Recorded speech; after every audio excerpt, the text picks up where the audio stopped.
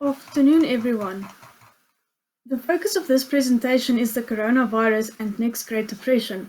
The content covered in this presentation is based on a report that was written by Armstrong Economics and does not reflect the opinion and advice of Treasury One. This presentation only aims to explain the content covered in the report. So Martin Armstrong is an American self-taught economic forecaster. He developed a model called Socrates that forecast economic movement. The model is aimed at analyzing and forecasting global economic movements. Through his research, Martin Armstrong identified that patterns and cycles are normally 8.6 years in duration. On 2 April, he released a report named The Coronavirus and Next Great Depression. This will be the focus of our presentation. In his report, he speculates on the causes and possible agendas behind COVID-19. So firstly, he asks, what is the world going to look like after COVID-19? He says that government is calling this an emergency and thus it grants them totalitarian powers, which means they can postpone elections and imprison you without a trial and many extra other powers that they don't normally have.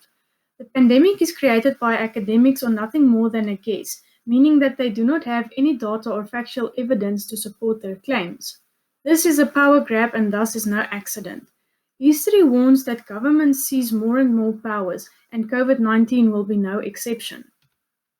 The complexity of the global economy. The global economy is so interconnected that rash decisions in one part of the world will have dire consequences in other countries. We live in a truly complex, dynamic, adaptive system, beyond a single cause and effect or a single nation. We can then look at the words of Adam Smith. Each of us create the whole by pursuing our own self-interests. For example, I can start to bake bread and sell it to you so that you have more time to pursue your own interests. We see that governments will also pursue their own self-interests. When we look at quarantine and panic, sanitation, vaccination programs, and other public hygiene efforts in the late 19th century enabled public health officials to gain power and authority. The influenza pandemic of 1918 challenged the public health agencies. They were not prepared for an event of this magnitude, and they lacked organization and infrastructure. Furthermore, they were also constrained by the effects of the war. They attempted to reduce transmission by preventing contact, so this is where self-distancing is employed. Public health authorities believed that good ventilation and fresh air were the best of all general measures for prevention, and this implies the avoidance of crowded meetings.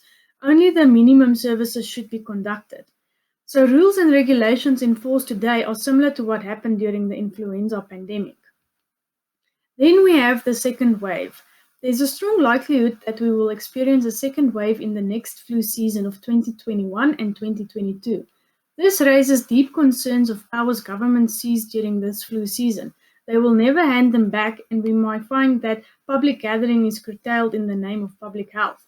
Quarantines in the 14th and early 20th century focused on the protection of the community at the expense of the victims of the illness. The 1918 influenza pandemic is the most severe in recent history. It is estimated that 1/3 of the world population became infected and deaths were estimated to be at least 50 million.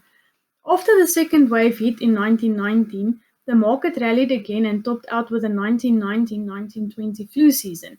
It is likely that we will see another wave next year, and it should be less than the current wave based on historical data.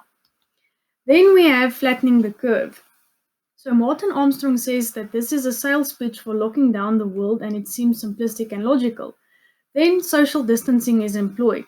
This also seems logical, but provides more of an illusion of control over the virus. Without a vaccine, the moment we resume normal life, the virus spreads all over again. The odds are very likely that we will be exposed to it at some point in time. The reality is that government is committing to the lockdown until a vaccine is developed. If we use China as an example, they are trying to emerge from a 2.5-month lockdown. So if this timeline holds, we may see the economy implode until June. Since there is no vaccine, social distancing seems to be the norm for flattening the curve. Destroying a civilization by self-distancing. Throughout history, the most destructive trend possible is when you turn brother against brother. We can go back to the story of Cain and Abel. In England, the hatred from the Civil War remains. The Puritans outlawed Christmas, all sports, and made it a crime to kiss your wife in public. It is easy to see the invisible walls that separate and divide society based upon their religion, which have been used to justify bloodshed. The Romans may have conquered many states. They sought to expand commerce, allowing people to retain their own customs and religion. Social distancing may sound logical along with quarantines. It has the potential to destroy the key to why the US rose to the largest economy in the world, and that is the freedom of religion. Once you break the bond of civilization, isolation destroys the very purpose of civilization, the cooperation of everyone who benefits from the whole. Then we take a look at the Johns Hopkins COVID-19 tracking map. What started as a data transparency effort quickly molded into a tool for hysteria and panic.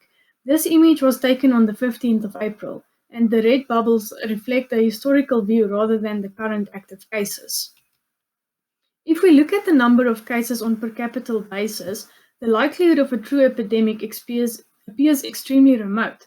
The CDC and WHO have been optimizing virality and healthcare utilization, and they completely ignored the economic shock. COVID-19 sensitivity to UV light and heat is exactly like a normal virus. It's very likely that it will burn off as humidity increases and temperatures rise. The reported cases as a function of latitude confirms that it is operating as a normal virus. This implies that we will see a peak in April or May with the risk of reappearing in a new version for the next winter season.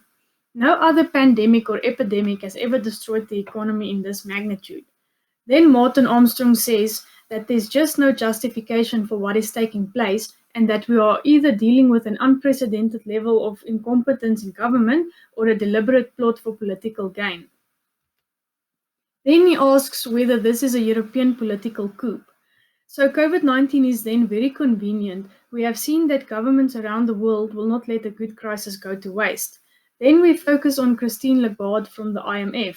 She's using the current crisis to advocate corona bonds, which will be jointly issued by the EU. And this is a very clever way to federalize Europe through the back door. The euro had major selling pressure because of the philosophy against consolidating debts.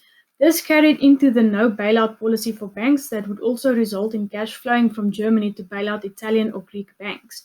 This led to the start of the repo crisis on 17 September 2019. Corona bonds appear very attractive at first glance. Buyers will no longer look at individual credit rates, they will look at the EU as a whole. In the US, the Justice Department is investigating lawmakers who sold their stocks ahead of the virus, trying to determine if any insider trading took place. They sold both stocks and bonds and fled to cash. This is a pending sovereign debt crisis intermixed with a liquidity crisis. During the Great Depression, it took more than a year for people to sell and go to cash, even though interest rates declined. Germany went on lockdown at a remarkable speed. They were the first. It appears that this plot has been hatched in Europe to force the capitulation of Germany to save the Eurozone. The EU succeeded in getting Germany to yield, and they will issue 1 trillion euros in corona bonds. The panic achieved its primary goal, the federalization of Europe. From Armstrong's model, it was mandatory to keep the euro from collapsing during the monetary crisis cycle of 2021 and 2022. Then he raises the question of whether this is a political coup in total. Many elites were given the heads up to sell roughly 2 days around the economic confidence model turn on 18 January 2020. Perhaps they were just taking advantage of the turning point. This is then strategic and important as it is at the end of the 8.6-year cycle. The leader in creating panic is the Columbia University. They advocated 650,000 people might become infected in the next 2 months. The US stats on 16 April were 644,000 infected and 28,500 deaths. Thus, the Columbia University did not just create panic as the data backs up their claims. The estimates do not warrant total destruction of the economy and can lead to an economic depression when unemployment rises to 20%. COVID-19 is not about what is good for the economy or the people. It is about who wins in November 2020. Over here, Martin Armstrong refers to the elections that will take place in November. Then he asks, what makes a recession a depression? The Great Depression lasted from 1929 to 1932. The true distinction between the Great Depression and a deep recession turns on whether you destroy 20% of jobs. With the Great Depression, unemployment soared due to mechanical advancements such as the steam engine and tractors. The destruction of jobs was unfolding because of economic evolution, a thing they call creative destruction. Creative destruction is the advancement of a new technology which destroys the former industry. Many small businesses will simply never reopen. If unemployment exceeds 14%, we will see a retest of the 25% high of the Great Depression. In shutting down the economy on this scale, it will take more than 2 years to recover. The second factor in creating the Great Depression is the sovereign debt crisis. The US had $12 trillion of sovereign foreign debt issued in Europe. EU members are no longer able to issue debt at these low rates. The solution is then their corona bonds. The issue of corona bonds is not the consolidation of debts to create a currency to compete with the US dollar. It's simply a means to extend debt and will not relieve member states of the debt crisis. The Great Depression began as an ordinary recession. Between the peak and trough of the downturn, production in the US declined by 47% and their GDP fell 30%. During the financial recession of 2007 to 2009, GDP fell by 4.3% and unemployment less than 10%. Then Martin Armstrong says, I have never witnessed such false propaganda used to this extent with the objective of undermining the world economy in order to prevent the collapse of some governments, namely the EU. Then we look at civil unrest. The longer people remain locked down, the greater the civil unrest. Even after infections begin subsiding, a secondary pandemic of mental health problems will follow. People with anxiety or OCD are struggling. The elderly are struggling even more. Incidents of domestic abuse are likely to spike as people are forced to stay home. Panic is the authoritarian's ticket to power. What we have witnessed is fake news based on fake models, creating panic. Certainly, society cannot bear being locked down beyond 30 days. All handouts from government will not prevent civil unrest, riots, robberies, etc. Civilization emerges when it's beneficial to come together as a group. As a society, we are experiencing a shock more sudden and profound than anyone alive has ever experienced. The damage from COVID-19 may continue up to 2025. There has been a drastic contraction of the world economy which will exceed 25%. The post-COVID-19 world will be very different. It has been disproportionately created into a major panic, creating a lethal weapon for mass financial destruction.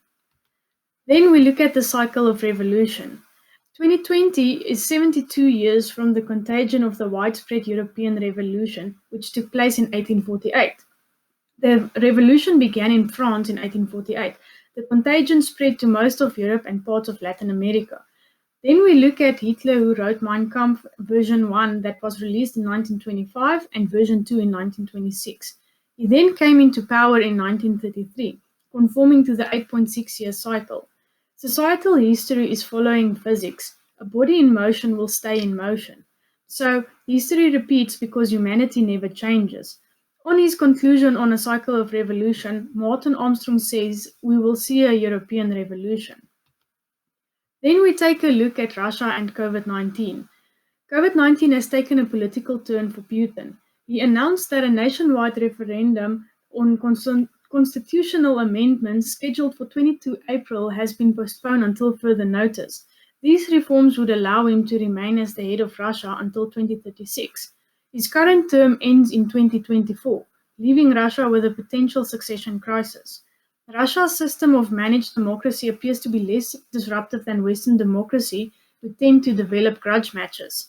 Russia would revert back to chaos if Putin was suddenly not there anymore, so COVID-19 has thus disrupted the flow of politics even in Russia. So, at what level does an economic decline become a Great Depression? Tracking the movement of money for investment flows showed the subsiding and flow of global confidence. The prospect of getting negative real GDP for Q1 2020 remains very plausible. The decline during the second quarter will warn that the bottom will not come until the fourth quarter with the elections. As such, Socrates projects the high in February and in the Dow and a panic cycle due in March. Then Martin Armstrong says, we have so many confirmations at this point that we are witnessing a political coup to deliberately destroy the economy to one, defeat Trump in the US, and two, to federalize Europe.